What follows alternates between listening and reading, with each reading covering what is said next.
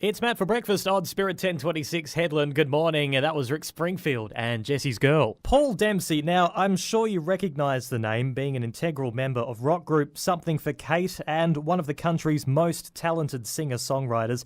He's about to hit WA, going to be performing at the Rosemount Hotel in Perth Friday the 1st of May. Now, if you're heading to Perth, I advise you to check this out because I hear it's almost sold out, so get your tickets. Paul joins me on the line this Friday morning. Good morning. Hi, how you going? Well, thanks, mate. How have you been? Yeah, very good, thank you. Very busy. Just working on new material. I'm going to record a new solo album in the next couple of months, so that's keeping me pretty busy. Yeah, no, I was going to say that. It looks like you've been keeping busy just checking out your Facebook. Your second solo album on the way after Everything Is True, top 10 smash. Almost complete in the songwriting stage? Oh, I'd say I'm about halfway, but and the first half is always slow. The second half, once you kind of find your groove, it tends to pick up the pace a bit. So, as I say, I'm hoping to be recording in the next few months. So I'm hopefully on the home stretch. Oh, beautiful.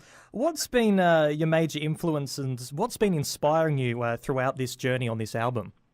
Oh, it's always an interesting question. It's but always a really hard one to answer too. Yeah.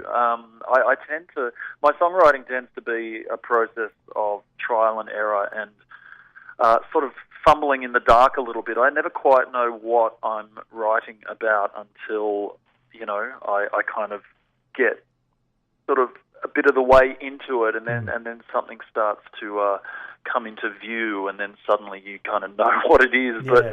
But both musically and lyrically, I'm always just kind of throwing things at the wall and seeing what will stick until something sort of starts to take shape. And then sort of only then do you kind of realise what it is you're moving towards. All right. Okay, now I hear you're about to hit the road as well, of course. You're coming to Perth, but also the Gold Coast and the Sunshine Coast.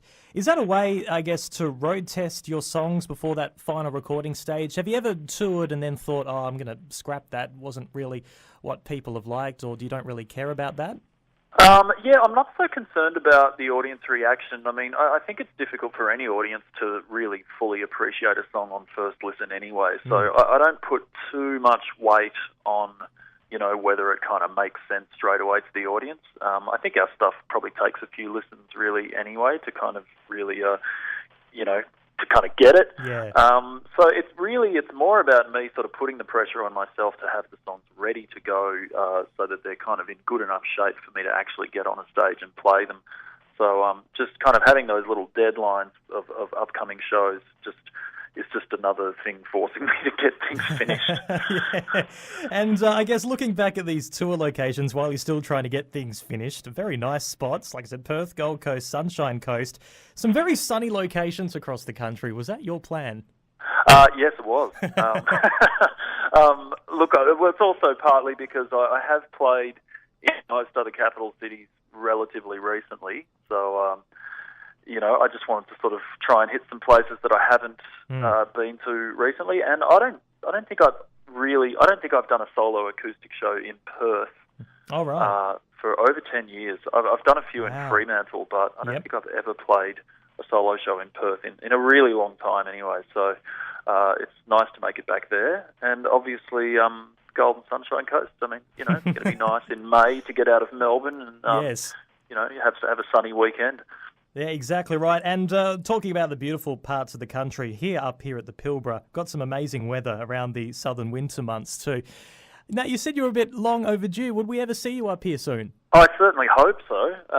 Yeah, I've never made it up that way to play shows, so it's definitely something I've been meaning to rectify. So hopefully once this new record is done, I'll be able to do some much more extensive touring and get up that way. It's a part of the world I'd really love to see. No, I think we would welcome you with open arms up here, absolutely. Another great thing actually about the Pilbara, almost every second or third person owns a guitar and they like to play and write songs during their downtime as well. It actually got to a point where I'm hosting an unsigned music show here at the radio station, get some great acts coming in.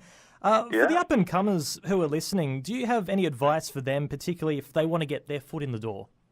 Look, my advice is pretty simple, and it hasn't changed much since the day I started doing this, and it's simply that I think you just need to play as much as possible, as in as many places as you can, and basically just put yourself in front of people and ply your craft, and just not.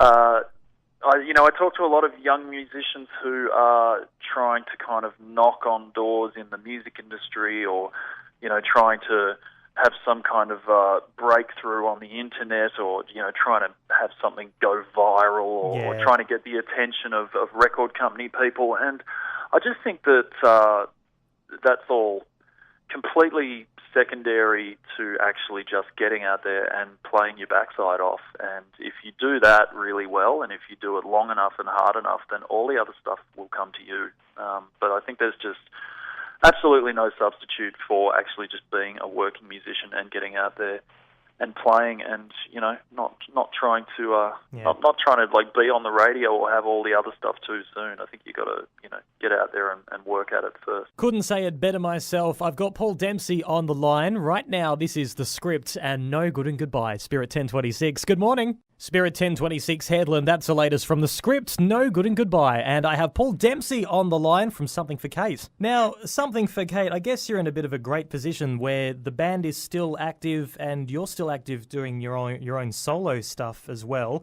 But Something for Kate hasn't hit the brakes, has it? No, not at all. I mean, Something for Kate is never going anywhere, but we've been together for 20 years. We've all got families and different things going on in our lives, so we just try and, make it all work in a way that is going to, obviously keep the band fresh and exciting. And after 20 years, we're very careful to not, we don't want to ruin it for ourselves.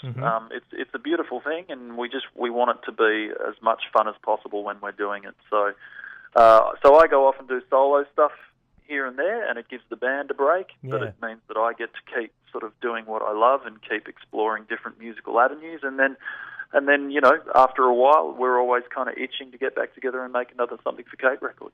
Now, I understand you guys are getting back together this weekend for a special tribute show? That's right, yeah. So John Hedigan, who has been playing guitar and keyboards with me and with Something for Kate since 2009, sadly, earlier this year, he was diagnosed with a brain tumour. And so he's obviously got a fight on his hands, and we just wanted to do whatever we could to support him and, to raise some money to help him and his family get through, a pretty trying time. So we've got a whole lot of friends of John's and friends of ours, and we're going to put on a couple of shows at the Corner Hotel in Melbourne this weekend, and just show our love and do something tangible to help his family out as well. Yeah. Now, we might actually have a few people from the Pilbara who might be heading over to Melbourne this weekend, but for people who think it's a little bit too far, there's also a website where people can donate money as well? That's right, yeah. You can actually log on to the Corner Hotel's box office, and even if you can't make it and don't want to buy a ticket, they still have a facility there if you want to make a donation. And it's been amazing so far. We're incredibly grateful for the support that people are showing for John. It's really wonderful. Oh, beautiful. Now, I guess you are juggling your music life, as you mentioned, while everyone else has family as well. How do you keep that work-life balance and keep it fresh? Has it been a bit of a challenge lately? I'm sure just only as much of a challenge as it is for any other person out there who has a career and kids. I'm not going to overstate it or understate it. It's it is a challenge, but everybody does it, and it just requires a lot more forward planning than it used to. Yes. Now, I've actually got something a little bit quirky, because I understood that you got married in Las Vegas with the lovely Stephanie, also a member of the band. You went down that path. My sister will be getting married there as well later this year. First time I'll be going to North America and Las Vegas. I guess, sum it up, what am I in for? Las Vegas, well, it's basically a gigantic theme park for adults. Okay. It's just, 24/7, bright lights and entertainment, and, Vegas has whatever it is you might be looking for. it's sort of silly and overwhelming, and it's kind of ridiculous. I enjoy Vegas just for its sheer ridiculousness. Everything is just completely over the top. I was going to say, have you caught up seeing like a human nature show as well? No, but there's certainly, you see them on the side of like every bus in town. They're everywhere. But look, you'll have a lot of fun. I personally can take Vegas for about 2 days, maybe 3 days max, and then I'm very happy to get out of there. All right. Well, hopefully I will live to tell the tale. You won't have to travel to Vegas to see Paul Dempsey live because he'll be down in Perth at the Rosemount Hotel. Fantastic live venue, Friday the 1st of May. Get your tickets right now, pauldempseymusic.com. As I mentioned, limited tickets, so you better hurry. Thank you very much for coming on the show this morning, Paul. Take it easy. My pleasure. Thanks for having me. Coming up, I got Cheap Trick. It's Matt for breakfast on The Spirit.